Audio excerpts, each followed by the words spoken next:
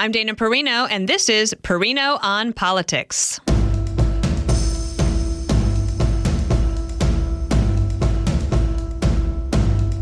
President Biden struggles to get voters to believe the economy is improving, and former President Trump is back in court. So are these candidates bad or good for business? Welcome to Perino on Politics. We give you everything you need to know from a 30,000-foot view of this week in politics. And joining me today is a great friend of mine, Charles Payne. You can watch Making Money with Charles Payne weekdays at 2 p.m. Eastern on Fox Business. Charles, welcome to Perino on Politics. Also, tell everybody about your book that just came out. Unbreakable Investor. Go to unbreakableinvestor.com. It's excellent. Thank you. Thank you. I heard some people talking about it in the hallway, like some young people. Mm-hmm. They're like, this is what we need to do. I just heard them talking this is the things we need to do now. Because they're trying to think ahead because they don't want to end up struggling so much to figure out a way to get a foothold on the wealth ladder. It really is amazing how young adults are thinking about their economic freedom, their economic future, so much so than I think than prior generations. And, a lot of it's just access to information, TikTok videos, but the things I hear them talk about are absolutely remarkable. The only cautionary part is they want it so fast. They think it can happen pretty easily, but they want it in a way that when I was growing up, kids did not know it was attainable. My friend's little kid, he's 11, and for his birthday, he asked for money to invest. Exactly. And she said, where did you get that? And maybe it was from YouTube or TikTok or something. It probably was. I mean, it's out there. I love it. I think it's fantastic. And by the way, it's smart. The idea of it's sort of relying on anything other than your own hard work, your own moxie. And I think that's part of the American way. So I loved it. I love it. I have a lot of young people who come to me all the time. And I got to tell you, a lot of them are doing well. The hottest stock in the market, NVIDIA, young people in this country have this stock way before Wall Street. They knew what was happening. Yeah. First, it was a game. First, they knew it for the gaming chips. Yeah. And then they knew it for the crypto chips. Mm-hmm. And now, of course, the AI thing is driving it. Mm-hmm. But these were narratives that were part of this stock for like 4 or 5 years before the AI pop. But one thing, and we're here to talk about politics, of course, a lot of people will have either the economy or immigration as their number one issue, right? So it flips a little bit, but pretty much they're almost tied as the number one issues. Immigration, the concerns about the southern border, and then the economy and the concerns about inflation. The Biden team is out there barnstorming, or I don't know, I was trying to think of today. Is it really storming or is like barn breezing? I don't know if you could call that storming, but they are showing up to all of those places like North Carolina, Michigan, Wisconsin, trying to go to those swing states and trying to convince people that the economy is better than it is, or that the economy is better than they feel that it is. Right. How's that going to work? It's a thin needle to thread, I think. And here's the problem. And by the way, Wall Street analysts really upset me with this as well. This whole notion of aggregate data. You take all this money and you divide how many people are in the country, divide about how much money is in the pot, and say, wow, look at this. Everyone's doing fantastic. There's a guy I have on my show from time to time. He says, Bill Gates and I walk into a bar and the bartender says, hey, there's a couple of millionaires, aggregate millionaires, right? Mm-hmm. In other words, Bill Gates got all the money. I have nothing. But if you put us together, we're both millionaires. And so, and the way it's insulting, if you tell someone, hey, you're doing better than you're doing, and they know that they're not. And so there's where you walk a really thin line to try to convince people. Now, the media has been trying to do this for a year.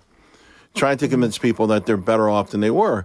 And again, these schemes, the $1.9 trillion we did not need, that triggered the highest. That was the American Rescue Plan. The American Rescue Plan, which triggered the highest amount of no one had really thought about inflation in the terms that we're living with now. It was a 40-year farm for 40 years ago. For me, like my parent, I can kind of, in my mind's eye, sort of remember a line at the gas station. Right. Sort of. Right. But that's it for me. Right. And I know that people, it was so interesting actually for me not to live through this moment because I worked in politics for a long time before I came to Fox, and people were the people that were older than me that were in policy positions were always talking about the concerns about inflation, but we didn't really know it until it starts, and especially on the food front. At the debate in December, which you were so kind to help me get ready for it and to support me during that time, one of the questions I asked is, how would you help Americans feel better so that they could get a good night's sleep? Because that's really what people don't want to think about the government all the time. Sure. But they want to be able to sleep well at night. Sure. And this is something it's not even the government per se. They know the government policies have played a role in this. And I think, it's interesting we start this off about how much better educated or knowledgeable the young folks are. Americans in general also are starting to understand, and I think they need to, because this election is going to be about two separate policies. When you boil it all down, I know personalities will play a role and sway some votes, but when you boil it all down, it's about two different visions of America. One, where you have an economic backdrop that says, if I go out there and I really hustle, I really work hard, maybe take a few chances, whatever it is, and apply myself, I can do extraordinarily well and provide for myself and my family. There's another camp out there saying, well, those days don't exist. They argue maybe never existed. And so what we should be looking for is a huge, omnipotent government with almost an unlimited budget. Because if you let us print the money, you never have, you want to sleep, you just mentioned sleeping well at night. How about I just keep sending you checks? You sleep like a baby. Except if you send me $1,000 and it costs $2,000 to buy a box of diapers, I won't, right? And that, that's being just slightly facetious. Some people, economists, historians will tell you about Zimbabwe and of course Germany and what helped to lead to the rise of Hitler. So, these massive economic inflationary periods are tough. And people don't forget them. The reason why it was still talked about when you started in politics is because it was a huge deal when Ronald Reagan came into office. Between Ronald Reagan and Paul Volcker, who was then the head of the Federal Reserve, they applied, some pretty tough austerity, and which is something that neither party knows about right now. But they applied some tough measures, and they were extraordinarily unpopular as they were living through them. Almost like back in the day when your parent gave you castor oil. It tasted terrible, but you know what? After a while, you felt a little better. Imagine being the president in 2032 when all of these bills come due. That's going to be a tough one. That's going to be real tough. I mean, it's either you'll have a populace who completely understands, or one that's just completely, they've gone down this, they've bought into this so much that they have to continue to buy into it. Again, that's why it's important now to nip this in the bud, to make sure we don't become Europe. I hate to say it. I agree. One of the things, every speech I'm doing this year, I'm talking about Germany. Okay. I'm talking about Germany as a cautionary tale. Also, I'm saying essentially we're picking between two German philosophies, two Germans, right? You have Karl Marx and then Otto von Bismarck. One, of course, brought in, social communism, and the other one who pushed back against socialism. And I find Germany amazing because after both world wars, we had these arrangements, the Versailles Treaty and the Potsdam Agreement, that were ostensibly to stop their military might. But that's not what it really was. It was to stop their industrial might. There was no way the European neighbors could compete with them. No way. There's a region of Germany called Swabia. They had the Kingdom of Swabia, and it was where you got the Protestant work ethic, the same backdrop that drove America from this upstart to the number one nation in the world, the same characteristics. You couldn't beat it down.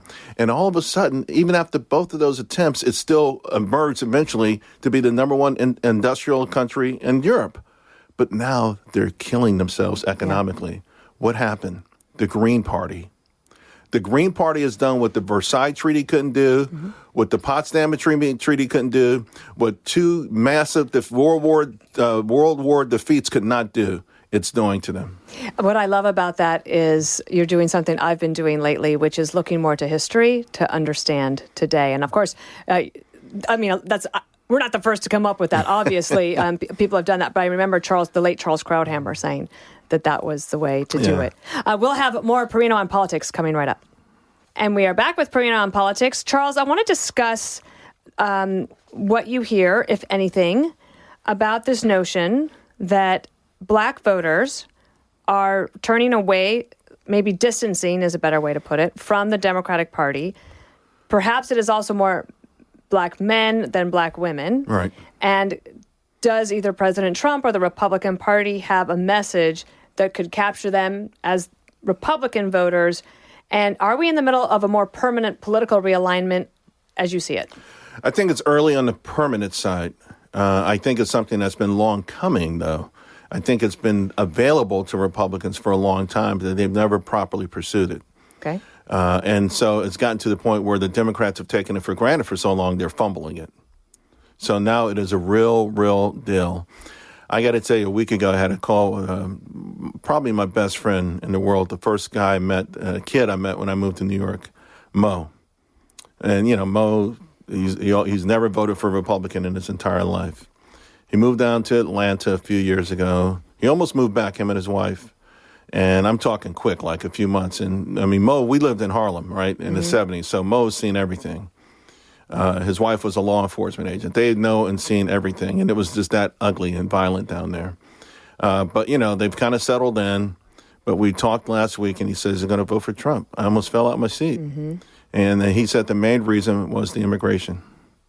He said, Charles, if you came to Atlanta right now, you wouldn't recognize it. And black people feel like they're being pushed out for illegal immigrants.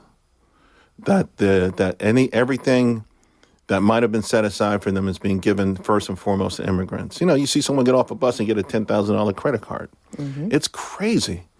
And they're starting to wake up to a few other things as well. So It's been a long time coming. I hope it doesn't fade away. I hope President Trump makes sure, stays on message, because he doesn't have to say a lot. This is one of those things you don't have to say a lot. When you have a mass epiphany happening, just get out the way. Let it happen. Does education fall into this bucket as well? It's certainly falling into this bucket. It should be number one, to be quite honest with you, because it's, first of all, we're in this AI area, right? We're entering this area of AI and the fourth industrial revolution. And, you think about the great migration of black Americans from the South to the North were to get good jobs. And so, you would go from this really brutal existence in Alabama, go up to Detroit, get a job at General Motors, make so much money that you had a house, and you were able to put your kids through college. Mm-hmm. But those jobs are going away. They're going to robots and automation. Right. So how does the next generation find that? And it all comes down to education. And the bum education that most of these cities that are run by Democrats that they give to blacks is insulting. It's racist. It's based on this superiority thing that they believe black kids are inferior. They cannot pass these tests. So they never give them the rigorous tests. And if you don't do that from the beginning, you can never catch up. So all these attempts in 9th grade, 10th grade, 12th grade to catch up, they're not going to work. They're not going to work. And then you force some kid into college and they drop out a couple years later. So that's playing a big role. And I'd like to see it play an even bigger role. Me too. All right, we'll be back with more Perino on Politics in just a moment. Welcome back to Perino on Politics. Charles, this is where I ask, what am I missing in the 30,000 view of politics? I try to keep my eyes on a lot of things.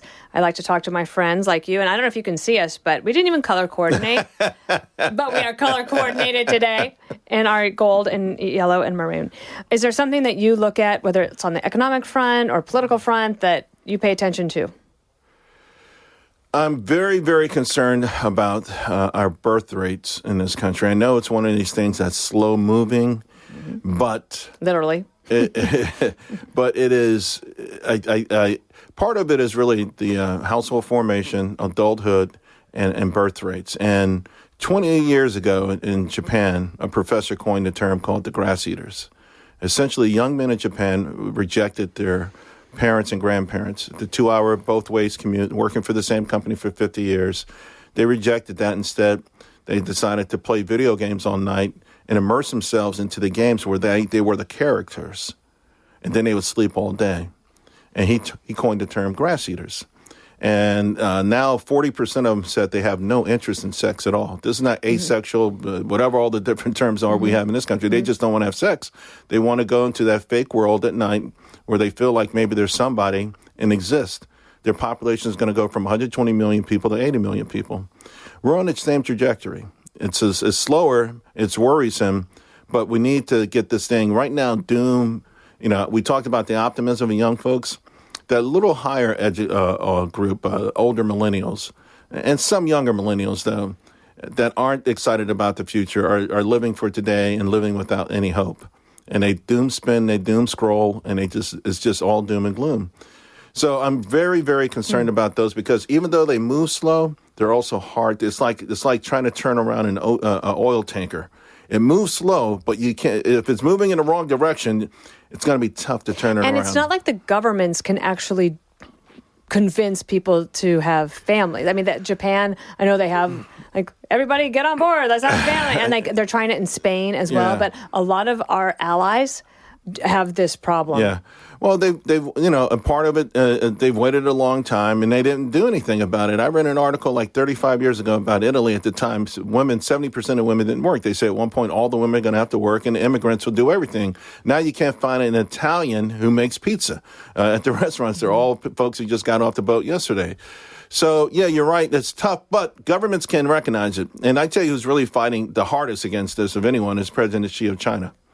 I mean, this guy's taking on a fight, video games, an hour on Friday, 2 hours Saturday. He's saying, these kids, you're not going to lie. Over there, they call it lying flat. Yes.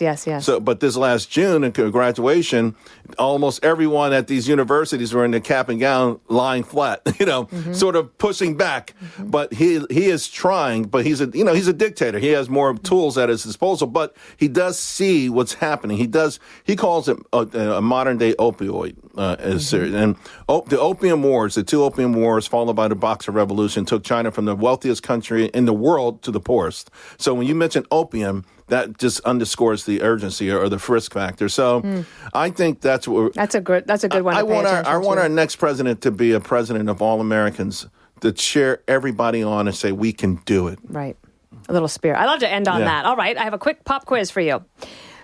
Where did President Richard Nixon deliver his infamous "I am not a crook" Watergate speech? Was it A, Walt Disney World, B, SeaWorld, or C, the Mall of America?